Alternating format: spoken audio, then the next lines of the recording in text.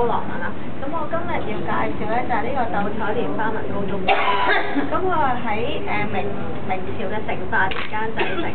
咁顧名思義就叫鬥彩啦。咁大家有冇人知道咩叫做鬥彩啊？唔識啊！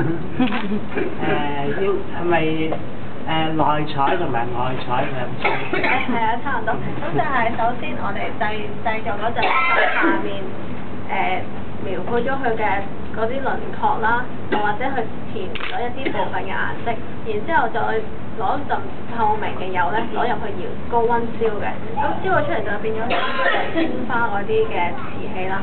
咁然之後我哋再用一啲嘅低溫顏料，再喺上面加翻一啲顏色，再畫翻一啲花紋落去，再入窯燒多一次，咁就變咗做鬥彩啦。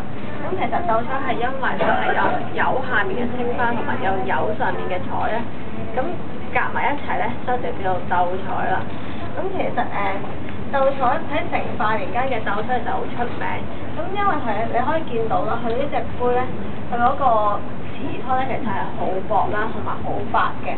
咁同埋佢因為佢嘅彩繪係非常之精細，所以佢係算係歷史上面最名貴嘅品種之一啦。咁亦都相傳咗明朝嘅成化皇帝同埋佢嘅寵妃咧，亦都對呢個鬥彩嘅瓷器咧，亦都非常之咁中意嘅。基本上每日都要進貢一件嘅鬥彩瓷器入去宮入面俾佢哋嘅，係啦。咁唔知大家對呢件film有冇其他問題啊？咁到底有冇講錯？